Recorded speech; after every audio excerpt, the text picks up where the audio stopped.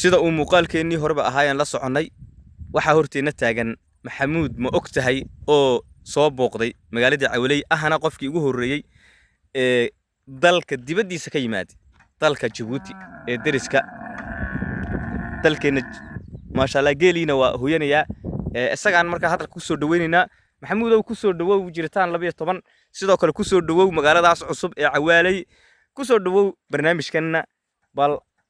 adigoo faahfaahin iyo warbixin koobanba naga siinayo magaaladan iyo saad u aragtid iyo wixii kale aad ku dareysid ba ku soo dhawow jiritaan 12 waa dhawahay walaalkay Umar Shanta loo garan og yahay maanta waxaan joogaa Cawley iyadoo shalay ahayd Teheraan aad joogtay oo aad furaysay magaaleynta iyo magaaleed shalay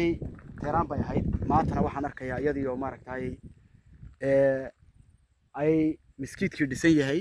waxaan arkayaa tacallintii furan miskiidka furan waxaan arkayaa maaragtay qabalihii furan waxaan arkayaa maaragtay iyada oo dhammaystiran maanta oo ay ka maqan tahay bas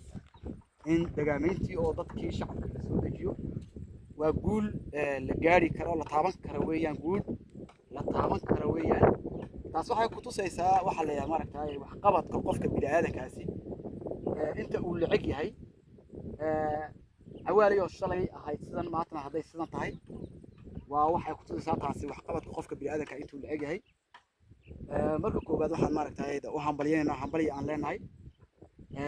Umar oo hawsha maaragtay isagu yeeraheega ahaa dadku waxa la yiraahdaa waa yeera iyo yeele Umar oo shalay halkan joogay oo hawsha daahfuray oo dadka tusay oo umada ugu yeeray wax laga qabto iyana horta ma hadda koobaad leh ma hadda labaad waxaan u celinaynaa cid kasta oo maal iyo muruq iyo afba kaga qayb gashay in ay Cawley ay maanta maaragtay magaca yeelato oo uu maaragtay miskiidkii dhisay yahay madrasadii ay dhisanto dugsigaas laba galaas ah oo ciyaal tiradoodu tahay ilaa 160 ah ay dhigtaan maanta in laga taago oo aan caawa aan joogno oo aan soo siyaarto cid kasta oo maaragtay marka Umar oo maaragtay isagu yaraha ahaa laga yimaado mahadiisa mahad ilaahayna iyada ugu weyn horta ilaahay loo mahad celiyo waxa marka labaad cid kasta oo gacan ka geysatay maal bixisay hadalku maaragtay isku garab taagtay dhiirigelin ugu yaraan Umar ku dhiirigelisay iyo duca ya mahad maaragtay ya leh marka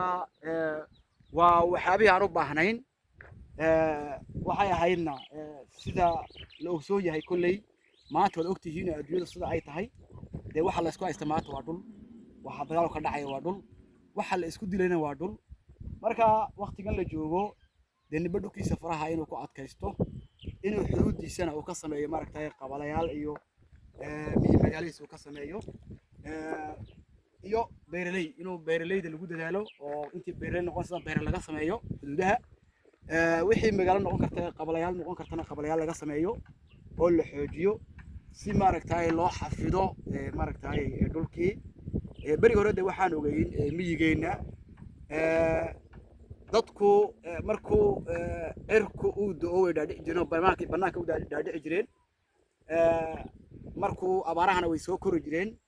marka idahan dadkan xuduud leenahay way soo laami jireen dhulku way soo gali jireen maanta waxa la isku dilay waa dhul weeyaan marka waan soo dhaweynaynaa cid kasta oo maaragtay hawsha wax ka geysatay waxa kale oo maaragtay aan leenahay maamulkana dhammaan aan u direynaa in ay arrinkaas dadka ay ku booriyaan ay ku shilimaadaan ay ku dhiirigeliyaan cid kasta oo maaragtay jecel in ay wax u qabato dadkooga iyo dalkooga sababtoo ah qofka bini'aadanka waxa loo baahan yahay in uu noqdo qof nool oo dadkiisa iyo dalkiisa wax u qabto qof kasta oo arrinkaas ku kacana in la maaragtay la dhiirigeliyo oo la garab istaago oo maal iyo muruq lagu garab istaago oo mutaa marka qofka bini'aadanka muhiimadiisa asal waa inuu noqdo qof maaragtay wax tari karo marka qofka wax tar kale koo waa la isgarab taagaa laba waa la dhiirigeliyaa saddex waxna waa lala qabtaayoo maaragtay dee garabka lala qabtaa sababtoo ah hadduu isagu uu keenay fikirkii inuu dhaqaaqo dee waxaa la yaa Soomaalidu waxay tahay xiniyo kale walaab joogo markaas insha Allah maamulka iyo dhammaan iyo cid kasta oo maaragtay voluntary oo sida Umar oo kale ana waa soo dhaweynaa hawlaha ka qabanayso dhulku internal maaha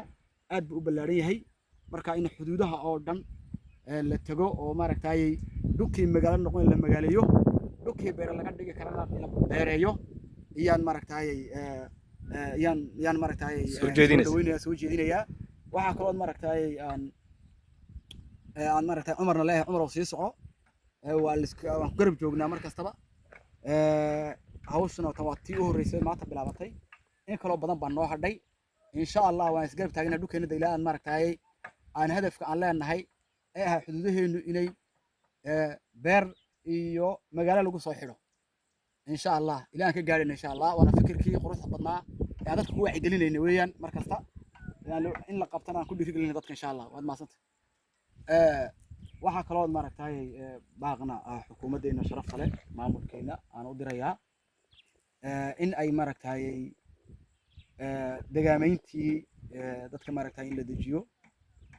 inta caleyntii iyo iskooladii iyo bulshada maaragtay adeegga asaasiga ah ay bulshadu ay lahayd meel kasta oo xuduud ah ay maaragtay isku garab taagto ay ka dhigato maaragtay harkad ay ka dhigato waan maaragtay ignama baaqa baan u diraynaa xukuumadeena sharafta leh insha Allah waxaan rajaynaynaa inaan gaadhno guul laga wada muddo dhaliyo insha Allah dhulkeena aad buu ballaaran yahay dhulkeena waxa maaragtay lagu soo xidhi karaa oo lagu xakameyn karaa xuduudihiisa in meel kasta oo xuduuda in beero iyo deegaameyn laga sameeyo magaalo iyo magaaleyn insha Allah